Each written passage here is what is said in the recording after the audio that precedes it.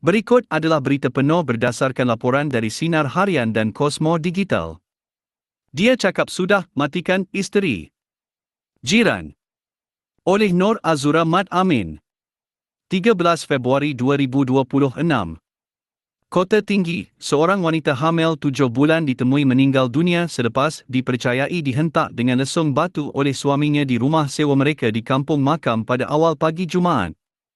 Jiran dan pemilik rumah sewa, Atikah Sulaiman, 44, berkata suami mangsa datang ke rumahnya sekitar jam 7 pagi bersama anak perempuan mereka yang berusia 4 tahun untuk meminta tolong simpan barang. Dia datang macam biasa saja, baju bersih, tak ada kesan darah. Siap minum air kotak lagi dengan anaknya. Dia beritahu nak buat laporan kepada polis sebab isteri dia ada lelaki lain dan dakwa kandungan 7 bulan itu bukan anak dia, kata Atikah. Ketika ditanya di mana isterinya, suspek berkata, sudah matikan isterinya. Pada mulanya, Atikah dan suaminya menganggapnya sebagai gurauan, tetapi ketika mereka pergi ke rumah sewa tersebut, mendapati mangsa terbaring berlumuran darah di dalam bilik tingkat 2. Suami saya terus gerak ke rumah sewa dan nampak isterinya terbaring tidak bernyawa. Suspek kelihatan tenang dan tidak cuba melarikan diri, malah meminta kita buat laporan polis, tambah Atikah. Beliau menyatakan pasangan tersebut telah menyewa rumah selama 5 tahun dan baru pulang dari Kuala Lumpur 2 bulan lalu untuk rawatan susulan penyakit lelaki tersebut.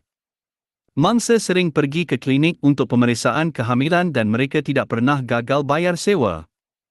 Dulu suami mangsa kerja sebagai tukang gunting rambut, tapi selepas balik sini dia tidak bekerja. Menurut isterinya, suaminya ada masalah kesihatan mental, sebab itu mereka pergi buat rawatan di Kuala Lumpur, kata Atikah. Ketua Polis Daerah Kota Tinggi, Superintendent Yusof Othman, berkata maklumat kejadian diterima pada jam 7 pagi dan suspek berusia 35 tahun ditahan sekitar jam 7.30 pagi di lokasi kejadian. Siasatan awal mendapati kejadian berlaku sekitar jam 3 pagi. Mangsa berusia 34 tahun dan suaminya merupakan etnik Rohingya. Mangsa ditemui dengan kecederaan parah di bahagian kepala, dipercayai akibat hentakan objek tumpul yang disyaki lesung batu, katanya.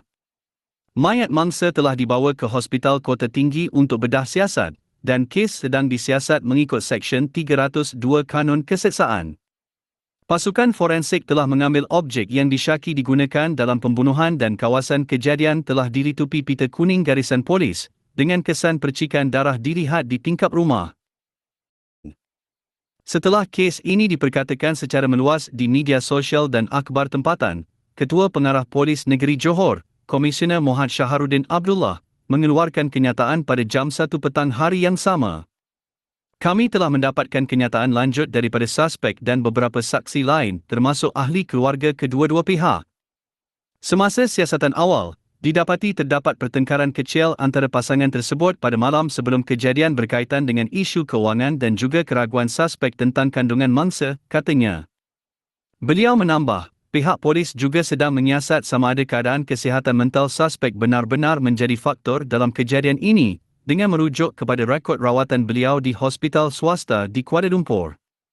Kita akan mendapatkan laporan perubatan terperinci untuk membantu dalam siasatan, jelasnya.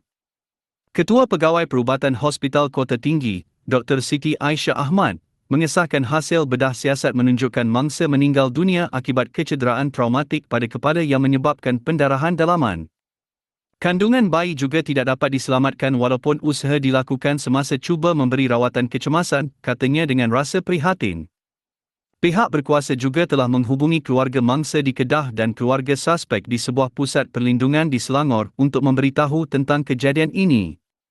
Wakil dari Pertubuhan Bantuan Wanita dan Kanak-kanak Johor telah turut hadir untuk memberikan sokongan emosi kepada anak perempuan mangsa yang kini ditempatkan di bawah jagaan keluarga jauh mereka. Ketua Pengarah Jabatan Kebajikan Masyarakat Negeri Johor, Datuk Nurhayati Ahmad, berkata pihaknya sedang menilai kelayakan anak perempuan berusia 4 tahun tersebut untuk menerima sokongan kebajikan dan tempat tinggal di rumah kebajikan jika tiada ahli keluarga lain yang mampu menjaga beliau.